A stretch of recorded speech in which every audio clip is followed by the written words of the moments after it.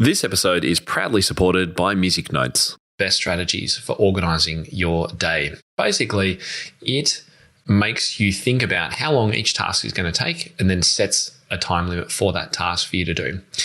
If you just have a whole list of things to do and you just say, okay, I've got all week to do it, then that quote is really true. The work fills to expand the time available. If you give a task 1 hour, and you have to get it done in that hour, you'll get it done in that hour. If you give it 3 hours or don't give it any time limit at all, it will take however long it's going to take.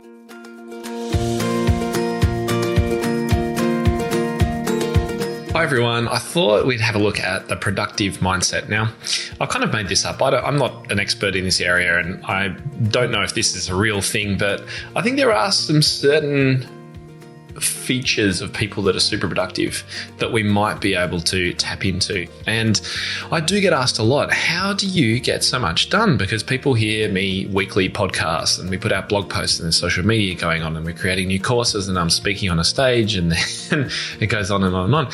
And yes, there are a lot of moving pieces to particularly my business and all of your work, even your portfolio careers. You've got so much going on all over the place. And for that reason, we need to be as productive and organized as we can. So the simple answer to this is, well, I'm going to show you and hopefully give you a few tricks and strategies that may help. So my first point for you is to focus on what's important.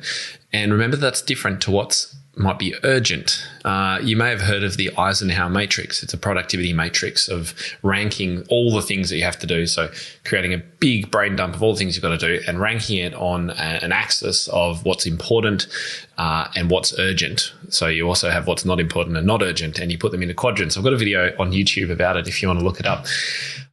That's one way to manage that. But just thinking about what you really have to do, the most important question I ask myself is what will move the needle for you today or this week, whatever your organizational time frame is. What's the thing that's going to have most impact and power? Because you shouldn't necessarily be doing all the things that you're doing. Some of the things will be able to be automated. So you can find software to do a lot of things these days. And that is part of my mindset. If I find myself doing anything repetitive, I always think, can some software do this for me if I can program in? And by program, I don't mean I'm a coder, but find some software that you can move blocks around and it can do something for you. Or can I outsource this? Is there someone else that I could pay to do that work for me, whose time is of a different level to mine in pace and in value, who could just as easily do it, allowing me to focus on the bigger picture tasks? And one of the biggest lessons I think I've learned over time is that I shouldn't be doing a lot of the work that I shouldn't be doing. It doesn't really make sense, does it? Make sure that you work out what is going to give you biggest bang for your buck, biggest bang for the time that you spend, and try and focus as much as you can on spending your time there. Now, I've got a little video from TikTok, it's like 40 seconds or something. It's about time blocking, and time blocking is one of the best strategies for organizing your day. And basically, it makes you think about how long each task is going to take and then sets a time limit for that task for you to do. If you just have a whole list of things to do and you just say, okay, I've got all week to do it, then that quote is really true. The work fills to expand the time available. If you give a task 1 hour and you have to get it done in that hour, you'll get it done in that hour. If you give it 3 hours or don't give it any time limit at all, it will take however long it's going to take. So let's have a quick look at this video. It's actually about the time blocking process from Harvard. I think it's really useful. This is Harvard University's most effective productivity hack. In 2018, Harvard conducted a study of the 100 most effective productivity hacks, and time boxing ranked as number 1. Time boxing is a very straightforward process, and it involves 3 simple steps. The first step is called brain dumping, and it's a technique used by experts to formulate your thoughts onto paper. We then identify the top 3 tasks for the day. This is to ensure you don't overlook your most vital objectives. And finally, we time box, which is where we assign a time to each task. This is to get a visual representation of how much time we have to complete each objective. If you'd like to begin time boxing, you can buy the Timebox Notepad on Amazon. The link is in our bio. Now, I don't use the time boxing planner and time blocking, same idea.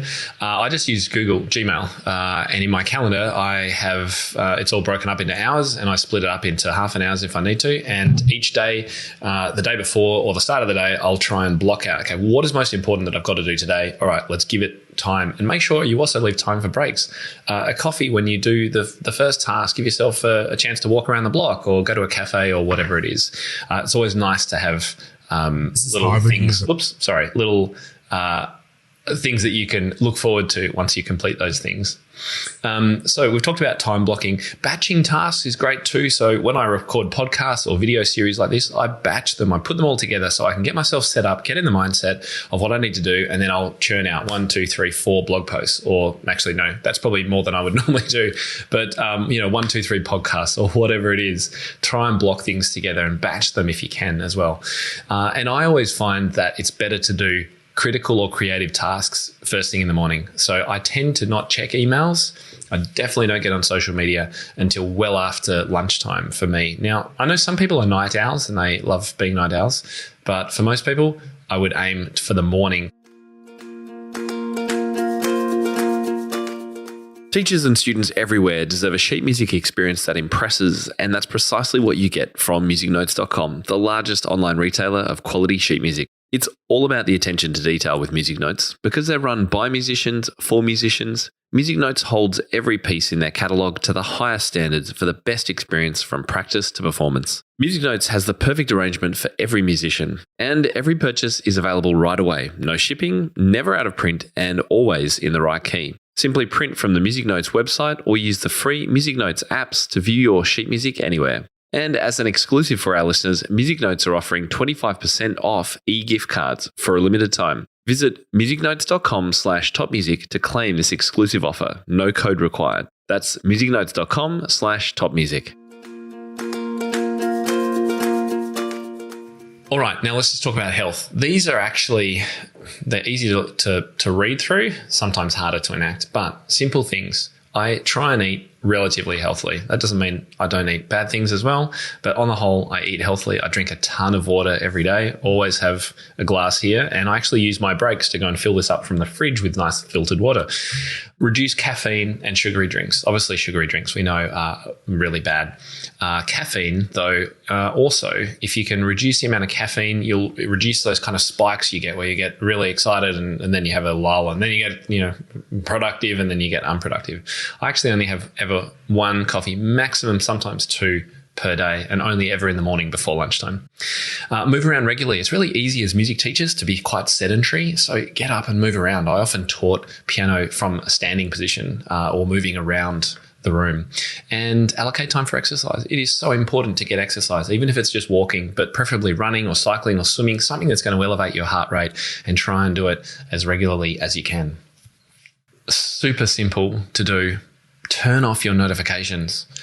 Email notifications, browser notifications, one that pop up on your screen if you're using Outlook, phone notifications, social media, just turn them all off. It is such a distraction, and it is an absolute, the best way to ruin any sense of flow that you can get into. You would never be checking your social media or turning notifications on while you're trying to practice your instrument. You can't get into the flow. It's the same with any other work that you do. Use Dropbox for sharing and backups. I'm going to talk about that in a second. And Google Drive and Sheets and Docs, because the sharing ability of those is just so, so good. I love Dropbox because it allows you to have a folder on your computer that anything that goes in there will automatically be backed up to the cloud and accessible on any other device that you load Dropbox onto. It's brilliant because it acts as a backup. Other people think, every week or month, or actually a lot of people don't do it at all, I should really back up my computer and my files. You don't need to. I just have every single file that I need in that Dropbox folder. That becomes the computer folder, basically. Everything goes in there, and I know that everything on there is backed up in multiple places, the cloud, and I can access any of those things from my phone, or if I'm at the piano, I can access it from my iPad. And the other thing is, because I have a team, I can share any of those files with my team and work on them together. So easy and so doable. And it's also very inexpensive. I can't remember what Dropbox costs, but you can get started for free and get a whole ton of space. It's like a terabyte. I pay for it now because I need a bit more room than that, but you can certainly get started with very little investment there. And finally, did I mention turn off notifications? If there's one thing you do from this video, go and turn them off now. For more information about this episode and to find out how to enhance your own teaching, visit topmusic.co. You'll find everything you need for your studio, from lesson plans to cheat sheets, quick win teaching ideas, and guides on how to build your teaching business. Plus, you'll be connected to a global community of the world's top music teachers. And when you're ready, join hundreds of other teachers around the world by becoming a Top Music Pro member and get access to all our bonus content and flagship courses. And don't forget to follow topmusic.co on social media and subscribe to this podcast wherever you listen to it. That's all for today. We'll see you in the studio.